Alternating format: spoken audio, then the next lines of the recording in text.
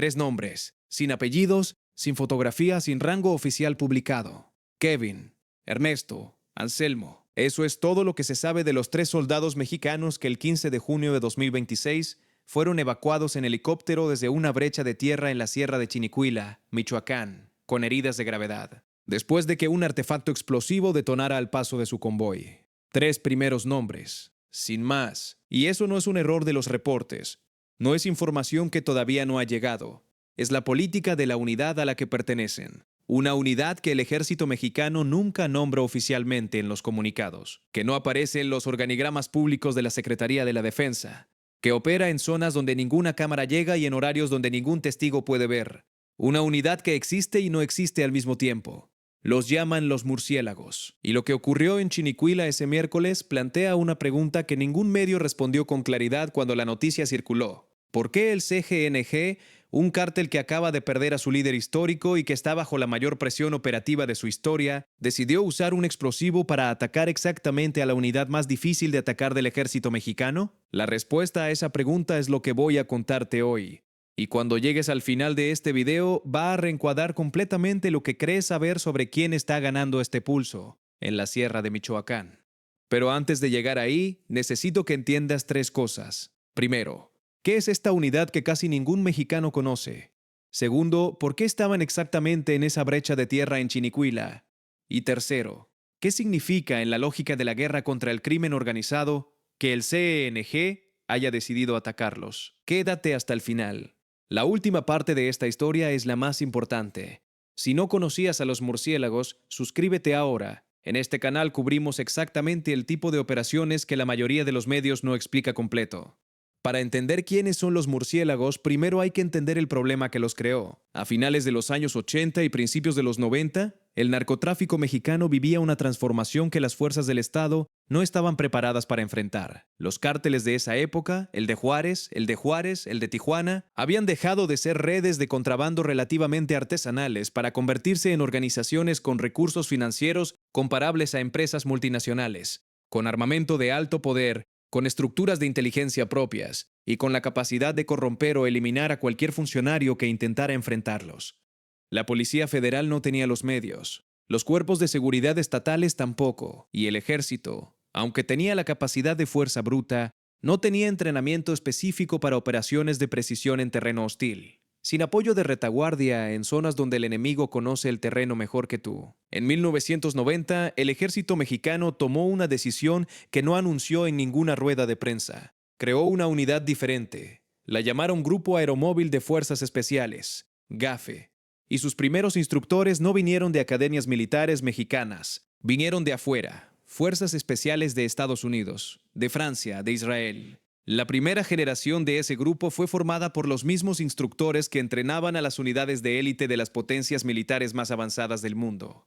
¿Por qué fuerzas especiales de 3 países distintos? Porque cada uno tenía algo específico que aportar. Los estadounidenses traían la doctrina de operaciones nocturnas con tecnología avanzada y la experiencia en infiltración de redes criminales que habían desarrollado en Colombia durante los años de Pablo Escobar. Los franceses aportaban el entrenamiento en operaciones de rescate y en zonas de conflicto urbano de alta densidad, extraído de décadas de intervenciones en África y en el conflicto argelino. Los israelíes contribuían con algo que ninguna otra fuerza militar del mundo tiene en la misma medida: la doctrina de operaciones de precisión quirúrgica bajo presión extrema, desarrollada a lo largo de décadas de conflicto en uno de los entornos geopolíticos más complejos del planeta.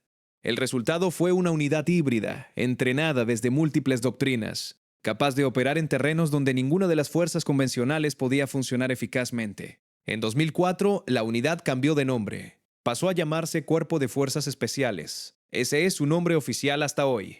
Pero el nombre que se quedó entre los propios militares, el que describe con más precisión lo que hacen, fue otro: murciélagos. No está en ningún decreto. No aparece en ningún manual oficial de la Secretaría de la Defensa Nacional. Es un apodo que surgió desde dentro, porque describe con exactitud el modo de operación de esta unidad: moverse en la oscuridad sin ser visto, atacar con precisión cuando nadie espera el golpe, y desaparecer antes de que el objetivo pueda reaccionar. Ahora bien, saber que existen no explica nada todavía, porque la pregunta que importa es cómo se convierte alguien en uno de ellos, y la respuesta a esa pregunta es lo que explica por qué el CGNG No puede simplemente reemplazar a los operadores que los murciélagos han eliminado en las últimas semanas. Los murciélagos no reclutan entre reclutas. Solo pueden postularse soldados que ya llevan años en el ejército mexicano. Personas que ya pasaron por formación básica, por destinos en campo, por evaluaciones de desempeño que certifican no solo capacidad física, sino juicio bajo presión. Y esa es solo la condición mínima para poder postularse. No para entrar, solo para postularse. El proceso de selección comienza con pruebas físicas, médicas y psicológicas que, según los testimonios de exmiembros que han hablado públicamente, están diseñadas específicamente para que la mayoría falle, no como crueldad institucional, como filtro de realidad. La lógica es simple. Si no puedes funcionar al límite en las pruebas de selección, no vas a poder funcionar al límite en una operación real donde el error no se evalúa después, se paga en ese momento. Los que superan las pruebas de selección ingresan al curso de comandos.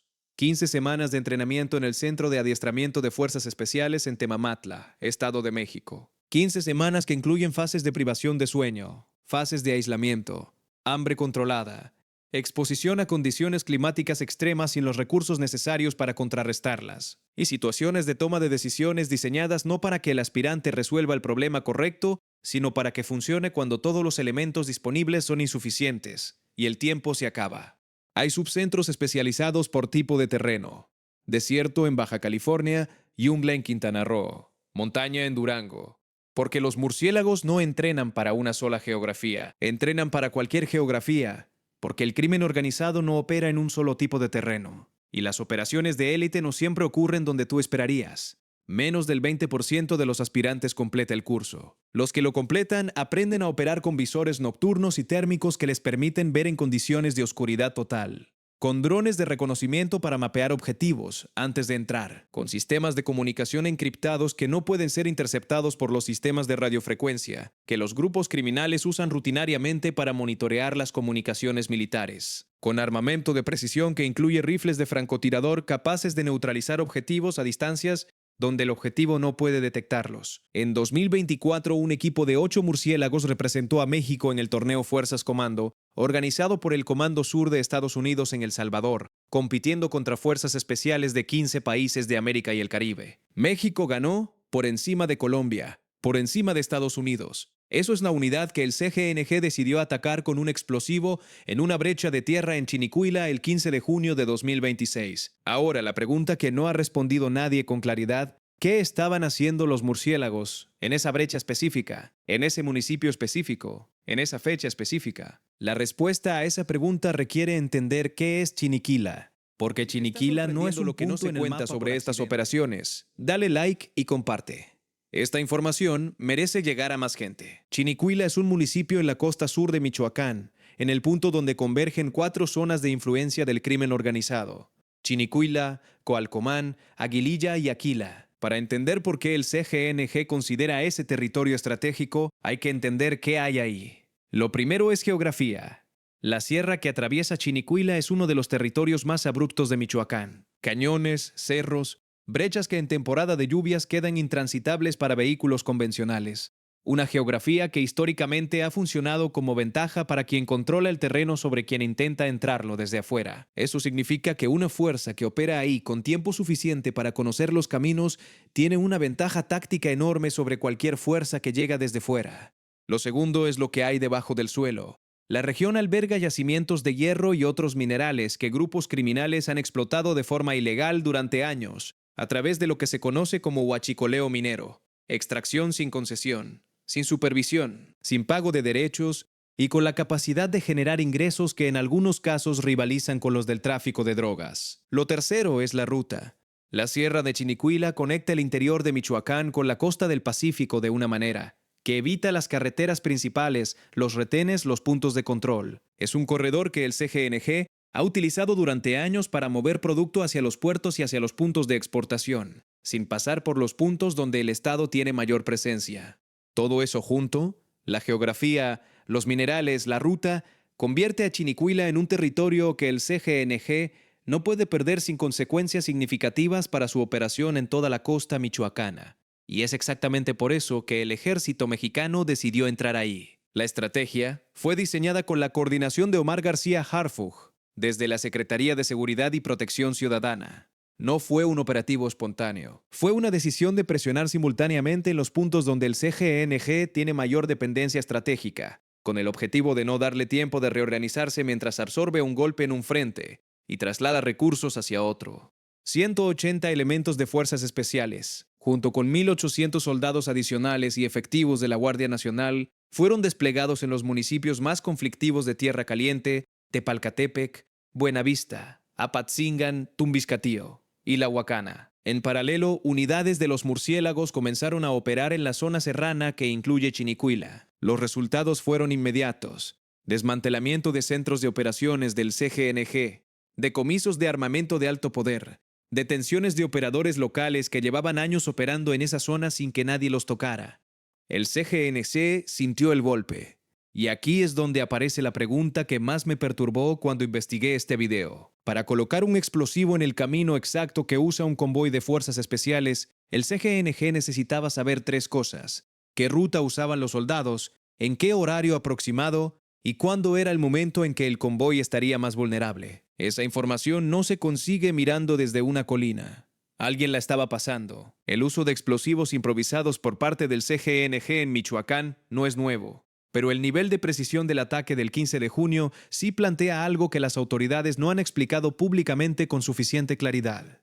Para que una trampa de ese tipo funcione, necesitas inteligencia sobre los movimientos del objetivo. Inteligencia que en un terreno como la Sierra de Chinicuila solo puede venir de 2 fuentes: observadores terrestres posicionados en los cerros con tiempo suficiente para identificar patrones de movimiento, o fuentes dentro de la estructura civil que tiene contacto con los operativos militares. Ninguna de esas 2 posibilidades es reconfortante. La primera significa que el CGNG tiene capacidad de vigilancia sostenida sobre los movimientos del ejército en esa zona. La segunda significa que la infiltración del crimen organizado en estructuras locales, algo que hemos visto documentado en múltiples operativos de la Operación Enjambre, podría tener dimensiones que llegan hasta los entornos donde se mueven las fuerzas especiales. Las autoridades no han confirmado públicamente ninguna de las 2 hipótesis. Lo que sí confirmaron es el resultado: un artefacto explosivo, enterrado o colocado al borde de una brecha de tierra entre las localidades de El Aguacate y Los Parejos, detonó al paso del convoy de los murciélagos. No fue un enfrentamiento. No fue un intercambio de disparos donde ambos lados tienen la misma información y las mismas posibilidades. Fue una trampa preparada con anticipación por gente que sabía exactamente dónde estarían los soldados. 3 de los integrantes del convoy resultaron heridos de gravedad: Kevin, Ernesto y Anselmo. Fueron evacuados de emergencia vía aérea. Primero a la 43 Zona Militar en Apatzingán y después al Hospital Central Militar en la Ciudad de México, donde ingresaron en estado crítico. Solo los primeros nombres, sin apellidos, sin fotografías, sin rango oficial confirmado. Porque así opera esta unidad. Es, como vamos a ver, una de las pocas protecciones reales que tienen ellos y sus familias. Suscríbete y activa la campana si quieres seguir este caso cuando haya novedades. Lo cubrimos en tiempo real en este canal. El patrón de represalia del CGNG no nació en Chinicuila. Se puede rastrear con claridad desde febrero de 2026, cuando murió Nemesio Oseguera Cervantes, el Mencho, en el operativo de Tapalpa, Jalisco. Esa misma noche y en los días siguientes, el CGNG organizó decenas de ataques simultáneos en varios estados: bloqueos de carreteras con vehículos en llamas, ataques a comercios, intimidación masiva a población civil, no para recuperar a su líder que ya no podía ser recuperado, para mandar un mensaje que el costo de seguir presionando era demasiado alto. Lo que pasó en Chinicuila el 15 de junio sigue la misma lógica, pero con una diferencia significativa que lo hace más grave. En los ataques posteriores a la muerte del Mencho, los objetivos fueron en su mayoría infraestructura civil y población general: vehículos quemados en carreteras, negocios obligados a cerrar, personas intimidadas en municipios donde el cártel quería demostrar que podía causar daño. No atacaron a policías municipales, no atacaron a elementos de la Guardia Nacional. Atacaron específicamente a los murciélagos, a la unidad de élite que había estado desmantelando su estructura en esa zona. El arma fue un explosivo que requería preparación y conocimiento previo del terreno, y el momento fue calculado para cuando el convoy estuviera en su punto de mayor vulnerabilidad. Eso representa una escalada en el tipo de blanco. El CGNG decidió atacar directamente a los mejores soldados del ejército mexicano. Y esa decisión tiene 2 lecturas posibles. La primera lectura es la obvia. El CGNG está demostrando que puede atacar a cualquiera, incluyendo a las fuerzas más entrenadas del país, que ningún uniforme los protege. La segunda lectura es más compleja. y es la que las autoridades prefieren no comunicar públicamente porque requiere admitir algo incómodo. Para que el CGNG decida usar un explosivo contra los murciélagos, primero tuvo que decidir que esa era la respuesta necesaria. Y esa decisión implica que los murciélagos les estaban haciendo suficiente daño como para que mereciera la pena el costo de responder de esa manera. Los cárteles no atacan a las fuerzas más difíciles de atacar por diversión. Lo hacen cuando no tienen otra opción. Cuando la presión es tan sostenida que dejar de responder significaría perder credibilidad frente a sus propios operadores. Y eso nos lleva a la pregunta central de este video. ¿Qué pasó después del ataque? La historia del Estado mexicano frente al crimen organizado tiene un patrón que se ha repetido durante décadas. El Estado aplica presión sobre una organización criminal. La organización responde con violencia suficientemente espectacular como para generar presión mediática y política. El Estado reduce la presión e implícitamente acepta el costo de seguir, y eventualmente las operaciones se reducen. La situación se calma y el statu quo previo se restaura con algunos ajustes cosméticos. Ese patrón explica por qué durante años los municipios de Tierra Caliente en Michoacán, Chinicuila entre ellos, pudieron operar como territorios prácticamente autónomos del crimen organizado. No porque el Estado no supiera lo que pasaba, sino porque cada vez que el Estado intentaba entrar, el costo político y operativo de sostener la presión era mayor que el costo político de retirarse. Harfuch opera con una doctrina diferente. Lo hizo con Nemesio Oseguera Cervantes. Siguió la presión durante años, sin pausa, sin negociación implícita, hasta que el operativo de Tapalpa cerró el caso.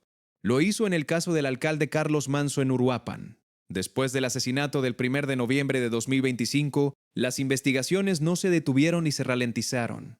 En menos de 5 meses, más de 22 personas fueron detenidas, y lo está haciendo en Chinicuila. Después del ataque del 15 de junio, los operativos militares en la zona serrana de Michoacán no se interrumpieron. No hubo repliegue, no hubo pausa para evaluar la situación. Los operativos continuaron por tierra y por aire, con la misma intensidad que tenían antes de que el explosivo detonara. El gobernador de Michoacán, Alfredo Ramírez Bedoya, confirmó la continuidad de las operaciones y anunció que el Estado adquiriría 1,000 fusiles automáticos para reforzar el equipamiento policial estatal ante la escalada. Una señal de que la respuesta del gobierno no iba a ser reducir la presión, sino aumentar la capacidad para sostenerla. El CGNG usó el explosivo para mandar un mensaje. El mensaje fue: esto tiene un costo. La respuesta del Estado fue: lo sabemos. Y vamos a seguir. Esa respuesta, esa negativa a que la represalia funcione como disuasión, es la parte más importante de esta historia. Antes de llegar al payoff final, quiero detenerme en algo que los reportes del 15 de junio mencionaron de pasada, y que me parece que merece más atención. Kevin, Ernesto y Anselmo son 3 personas reales. No son nombres en un comunicado. Son hombres que esa mañana se subieron a un vehículo en una brecha de tierra en Chinicuila, porque alguien decidió que esa era la misión y que ellos eran los más preparados para ejecutarla. Entre 2018 y 2024, se estima que al menos 300 efectivos del Ejército y la Armada murieron en enfrentamientos con integrantes del crimen organizado en México. 300. Sin primeras planas sostenidas, sin ceremonias de conmemoración que el país entero observe, sin los apellidos publicados en los registros de las unidades de élite, porque así funciona la protección de estas familias. Si nadie sabe el apellido de Kevin, nadie puede ir a buscar a la familia de Kevin en el pueblo donde creció. Es una protección necesaria. Y al mismo tiempo, es una forma de invisibilidad que hace que el costo humano de estas operaciones sea difícil de dimensionar para la ciudadanía. Lo que sí sabemos es esto: los 3 estaban haciendo exactamente lo que el ejército les pidió que hicieran: operar en el terreno más difícil de Michoacán, presionando al grupo criminal más poderoso del país, en las condiciones más adversas posibles. Y el CGNG respondió con lo que tenía disponible: un explosivo en el camino. El gobernador de Michoacán confirmó además que un policía en un incidente separado pero relacionado con la misma ola de violencia en la región permanecía aún en terapia intensiva. El panorama de esa semana en la Sierra Michoacana no era tranquilizador para nadie que lo mirara desde adentro. Pero hay algo que el panorama interno de esa semana no captura, algo que solo se ve cuando se mira la secuencia completa. El 15 de junio de 2026, el CGNG detonó un explosivo en una brecha de tierra en Chinicuila para detener a los murciélagos. No funcionó. Esa es la respuesta a la pregunta que planteé al inicio de este video. ¿Por qué el CGNG, después de perder a su líder histórico, decidió atacar con un explosivo a la unidad más difícil de atacar del ejército mexicano, porque los murciélagos les estaban causando un daño que no podían absorber en silencio, porque los operativos coordinados por Harfuch en Tierra Caliente habían llegado a un nivel de efectividad que hacía imposible ignorar la presión, porque dejar pasar los golpes sin respuesta era más costoso para la organización, en términos de credibilidad interna, que responder con un explosivo y asumir las consecuencias. Dicho de otra manera, el CJNC atacó a los murciélagos no porque estuviera en una posición de fortaleza, lo hizo porque estaba en una posición en la que no podía permitirse no responder. Y la respuesta del Estado confirmó exactamente lo que el CGNG no quería que se confirmara, que el costo de esa represalia no iba a ser el repliegue del ejército, iba a ser la continuación de la presión. En la lógica de quién está ganando este pulso, eso no es una señal de que el CING tiene la iniciativa, es la señal contraria. Kevin, Ernesto y Anselmo ingresaron al Hospital Central Militar en estado crítico la noche del 15 de junio. Sus nombres, sin apellidos, circularon en los reportes filtrados durante las horas siguientes, y mientras ellos estaban en ese hospital, sus compañeros seguían en la sierra. Los operativos no pararon. Esto ha sido la historia del ataque del CGNG a los murciélagos en Chinicuila, la unidad de élite que opera en la oscuridad que el Estado desplegó en la sierra más violenta de Michoacán, y que el cártel intentó frenar con un explosivo que no detuvo nada. La pregunta que te dejo en los comentarios es esta. ¿Crees que el nivel de violencia contra las fuerzas militares en Michoacán va a escalar en los próximos meses? ¿O crees que la continuidad de los operativos va a terminar quebrando la capacidad del CGNG de responder? Quiero leer lo que piensas. Suscríbete y activa la campana. Seguimos cubriendo lo que pasa en la Sierra Michoacana en tiempo real. Nos vemos en el próximo.